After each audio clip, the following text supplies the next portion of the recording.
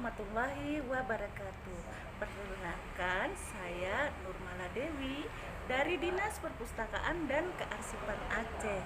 Orang-orang biasa memanggil dengan Bu Mala. Apa kabar teman-teman semua? Alhamdulillah. Teman-teman, malah mau tanya nih. Teman-teman di rumah ada yang nanam bunga nggak? Pasti ada ya. Apa sih yang teman-teman suka dari bunga? Hmm, iya, harumnya, bentuknya yang unik. Kalau bunga yang harum-harum apa ya? Melati, kenanga, mawar, cempaka. Bunga apa lagi ya?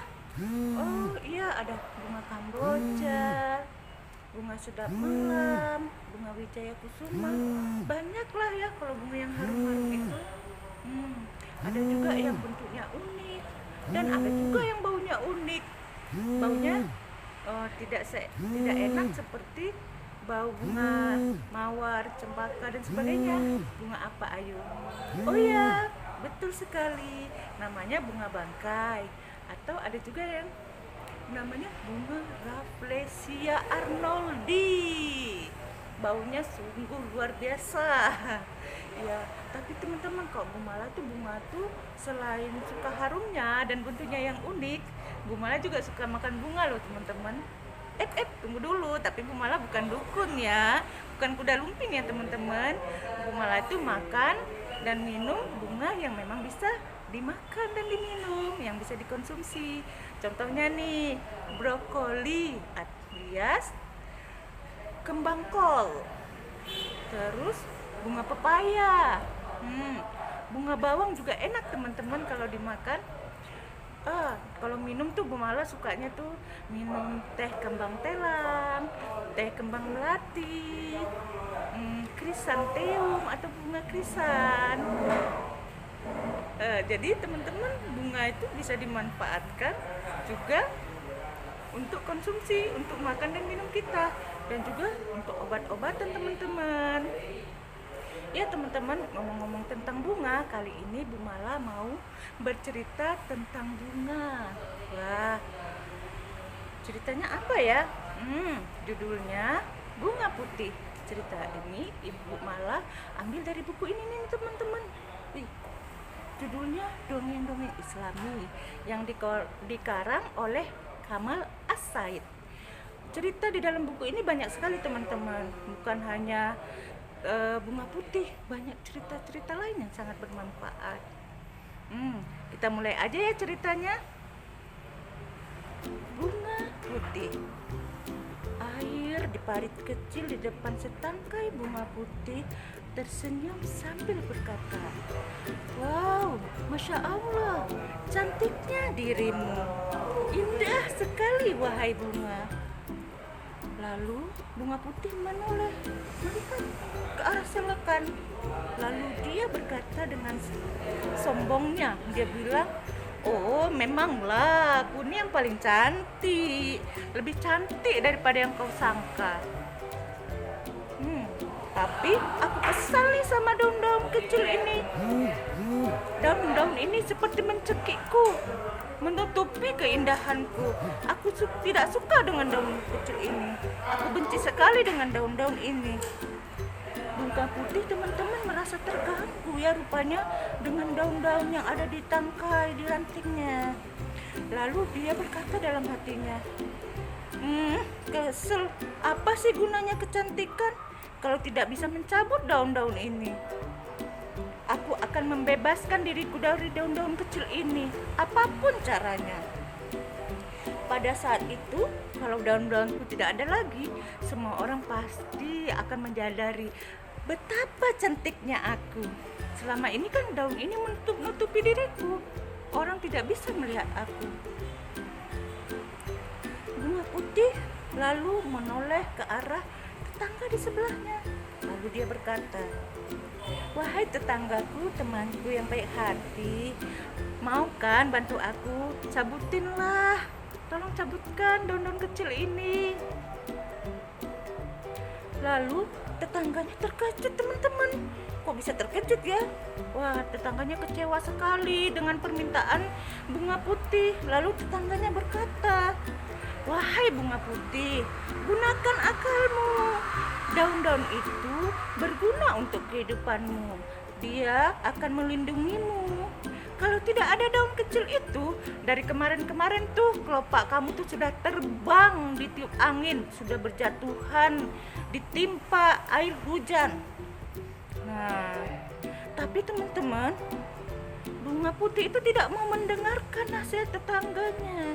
Padahal nasihatnya baik ya teman-teman ya, supaya dia sehat, kuat, ya kan, gak gampang sakit. Bunga putih teman-teman mengabaikan apa yang dikatakan oleh tetangganya. Dia dengan marah berkata, aku sudah muak. Aku ingin membebaskan diri dari mereka, daun-daun kecil itu.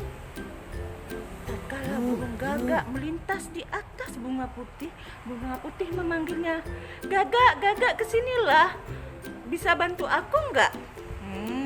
Lalu gagak datang dan bertanya, "Apa yang bisa ku bantu, wahai bunga putih?" "Gagak, tolonglah cabuti daun-daun ini. Aku merasa terganggu dengan daun-daun ini." Lalu teman-teman, burung gagak mau rupanya teman-teman mencabuti daun-daun kecil itu. Lalu mulailah dia mencabut satu persatu daun-daun hijau kecil sampai habislah daun-daun tersebut. Lalu setelah selesai dia pergi meninggalkan bunga putih. Bunga putih sangat senang sekali. Bunga putih lalu menoleh ke arah selokan. Selokannya bening teman-teman. Kalau ada air bening tuh kita bisa berkaca kan? Ya, jadi bunga putih berkaca di selokan itu. Dia melihat dirinya.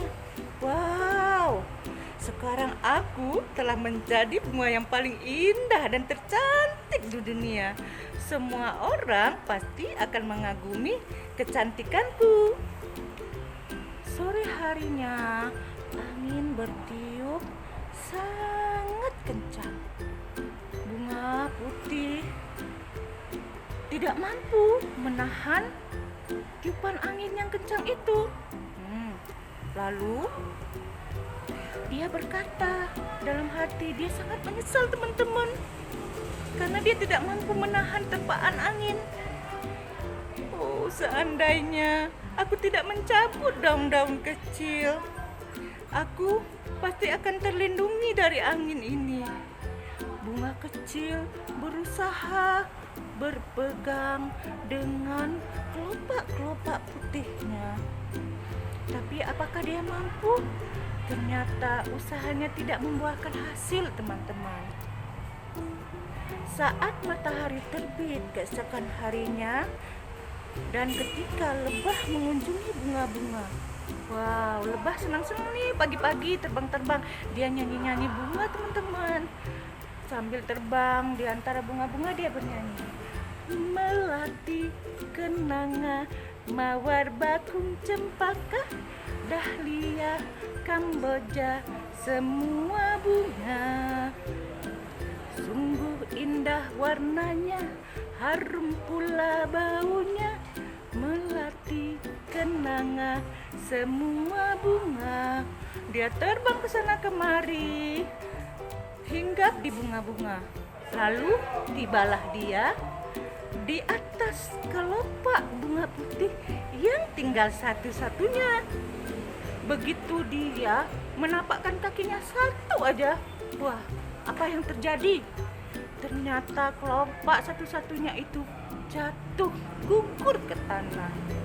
Pada saat itu bunga putih baru sadar bahwa dirinya hanyalah setangkai bunga yang tidak ada artinya.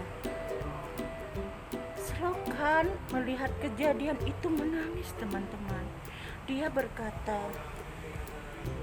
"Wahai bunga putih, mengapa kau campakkan pelindungmu yang biasa menjaga, melindungimu? Mengapa kau tidak mendengarkan nasihat dari teman-temanmu?"